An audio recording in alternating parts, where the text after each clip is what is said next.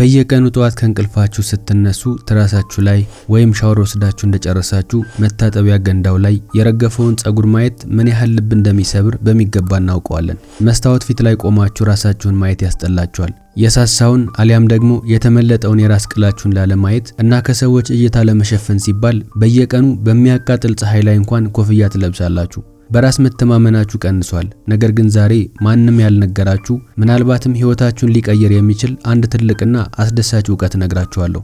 በተፈጥሮ ሂደት በየቀኑ ከ80 እስከ 100 የሚደርሱ የፀጉር ስሮቻችን ስራቸውን ሙሉ በሙሉ ያቆማሉ።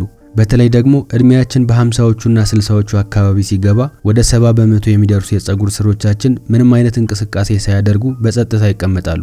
ነገር ግን ትልቁ ሚስጥር ምን መሰላችሁ? በጸጥታ ከተቀመጡት የፀጉር ሴሎች አብዛኛዎቹ በህይወት ይገኛሉ። ሰምታችኋል። የፀጉር ሴሎቻችሁ አልሞቱም፣ ይልቁንስ አንቀላፍተው ይገኛሉ።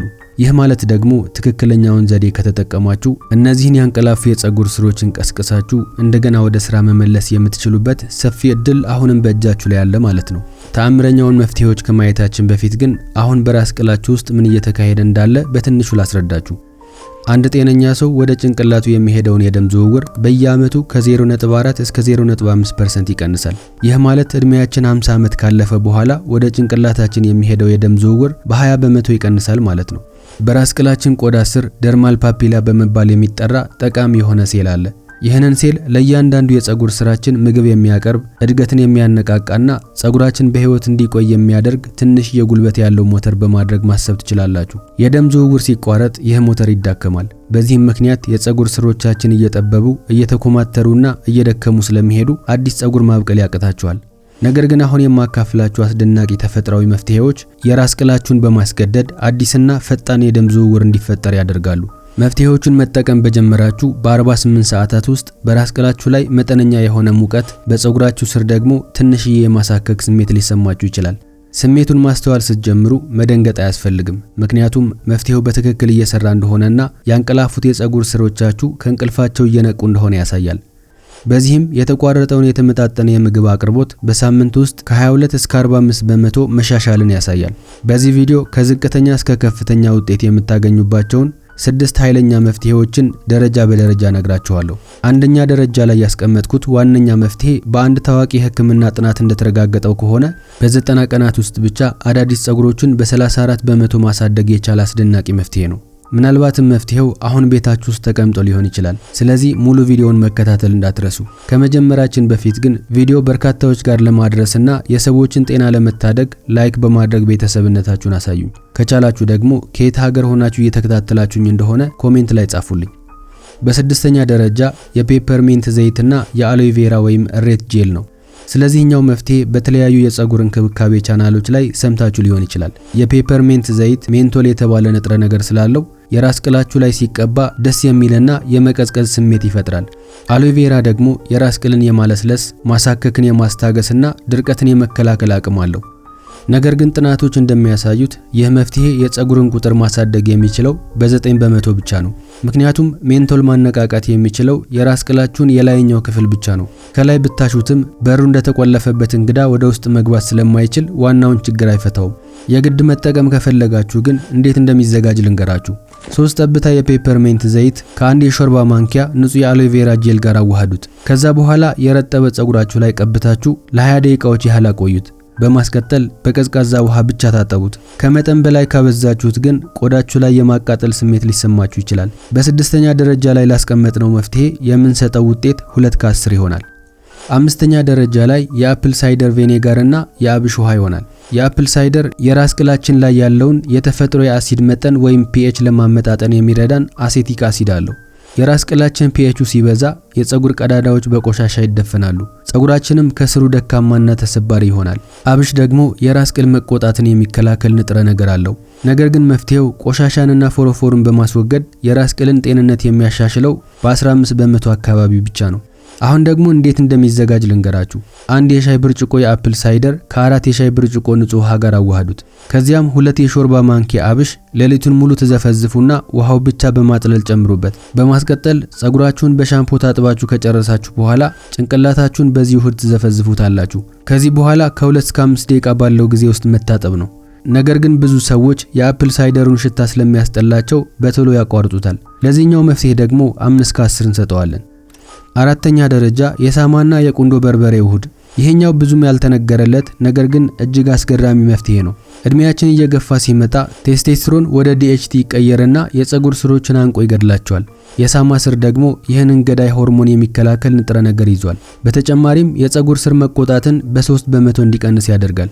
እዚህ ላይ ታዲያ ቁንዶ በርበሬ ለምን አስፈለገ ልትሉኝ ትችላላችሁ። እድሜ ከ50 በላይ ሲሆን የምግብ መፈጨት ስርዓታችን ስለሚዳከም ጠቃሚ ንጥረ ነገሮች ደማችን ውስጥ ዘልቀው ለመግባት ይቸገራሉ። የቁንዶ በርበሬው ፓይፐሪን የተባለ ንጥረ ነገር ስላለው የሳማን ጠቀሜታና የመመጠጥ አቅም በከፍተኛ ሁኔታ ያሳድገዋል። አሁን ደግሞ አጠቃቀሙን ልንገራችሁ። መጀመሪያ 30 ጠብታ የሳማ ፈሳሽ ዘይት ከግማሽ ብርጭቆ ውሃ ጋር በማድረግ አዘጋጁ። ከዛ በኋላ ትንሽ የተፈጨ ቁንዶ በርበሬ ነስንሳችሁ በቀን 2 ጊዜ ጠጡት። የደም ግፊት መድኃኒት የምትወስዱ ከሆነ ግን አስቀድማችሁ ሐኪማችሁን ማማከር እንዳትረሱ። ለዚህኛው መፍትሄ የምንሰጠው ውጤት 8 ከ10 ይሆናል። በሶስተኛ ደረጃ ያስቀመጥነው የሮዝመሪና የዱባ ፍሬ ዘይት መጠቀም ነው። ይሄኛው ደግሞ በተወሰነ መልኩ ከላይ ካየናቸው መፍትሄዎች የተሻለ ነው። ሮዝመሪ እንደ ፔፐርሜንት ከላይ ብቻ ሳይሆን የቆዳውን የስረኛው ክፍል ጋር ዘልቆ በመግባት አዳዲስ የደም ስሮችን እንዲፈጠሩ ያደርጋል። የዱባ ፍሬ ዘይት ደግሞ ፀጉራችንን የሚገድለው ሆርሞን እድገቱ እንዲገታ ያደርገዋል። ተጠቃሚዎች ላይ የተደረገ ጥናት እንደሚያሳየው በ24 ሳምንታት ውስጥ ብቻ ፀጉራቸው በ35 በመቶ ጨምሯል። አሁን ደግሞ እንዴት እንደሚዘጋጅ ልንገራችሁ። መጀመሪያ 5 ጠብታ የሮዝመሪ ዘይትና 1 የሾርባ ማንኪያ የዱባ ፍሬ ዘይት አንድ ላይ ቀላቅሉት። ዋናው ሚስጥር ያለው አቀባቡ ላይ ነው። በትንሹ ማሳጅ መደረግን ይፈልጋል። ዘይቱን በጣቶቻችሁ ጫፍ ላይ አድርጋችሁ እያንዳንዱን የራስ ቅላችሁ ክፍል ለ4 ደቂቃ ያህል በክብ ቅርጽ ማሸት ይኖርባችኋል። ማታ ተቀብታችሁ ጠዋት ላይ ታጠቡት። ዘይቱ ጠንከር ያለ የአፈር ሽታ ስላለው ትራሳችሁ ሊያበላሽባችሁ ይችላል። ለዚህኛው ውህድ የምንሰጠው ውጤት ደግሞ 8.7 ከ10 ይሆናል።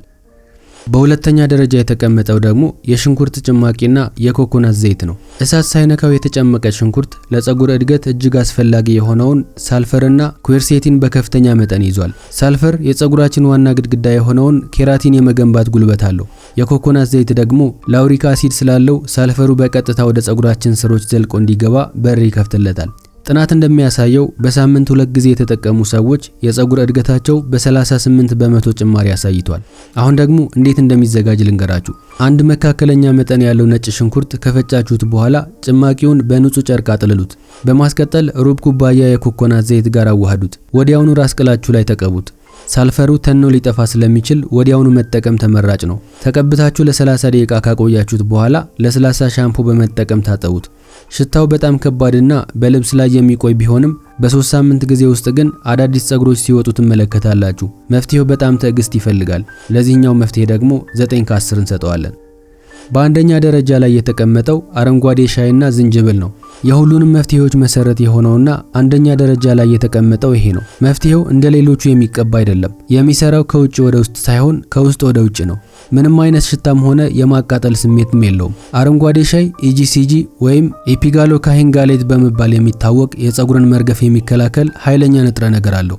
ዝንጅብል ውስጥ ያለው ጂንጅሮል በመባል የሚታወቀው ንጥረ ነገር ደግሞ በፀጉራችን ስር የሚገኙትን የደም ስሮች በኃይል እንዲከፈቱ ያደርጋል።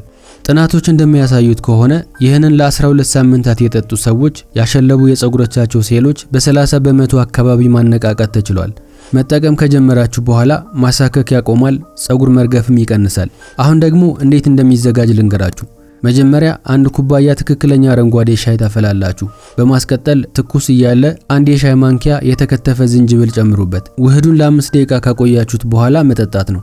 ይህንን ውህድ በየቀኑ ጠዋት በባዶ ሆዳችሁ ጠጡት። ንጥረ ነገሮቹ በሰውነታችሁ በትክክል መመጠጥ ስላለባቸው በባዶ ሆድ መሆኑ ወሳኝነት አለው። በፍጹም ስኳር ወይም ወተት እንዳትጨምሩ። የቃር ስሜት ከፈጠረባችሁ ከመጠጣታችሁ ከ10 ደቂቃ በፊት ትንሽዬ ሙዝ መብላት ትችላላችሁ። የደም ማቅጠኛ መድኃኒቶችን የምትወስዱ ከሆነ ከመጀመራችሁ በፊት የሕክምና ባለሙያን ማማከር ይኖርባችኋል። ውድ የቻናሌ ቤተሰቦች፣ ፀጉራችሁ ራሱን በራሱ መጠገን አይችልም። ነገር ግን እነዚህን መፍትሄዎች ትክክለኛውን መንገድ ያሳዩታል። ዛሬውኑ የፀጉራችሁን ፎቶ አንሱና ይህንን ሳይነሳዊ መፍትሄ ለ30 ቀናት በተከታታይ ከተጠቀማችሁ በኋላ የምታገኙት አስገራሚ ለውጥ ታዩታላችሁ። ውጤቱን ስታዩት በደስታ ትፈነድቃላችሁ። የነገርኳችሁ ትምህርት ጠቃሚ ሆኖ ካገኛችሁት ላይክ እና ሰብስክራይብ ማድረግ እንዳትረሱ።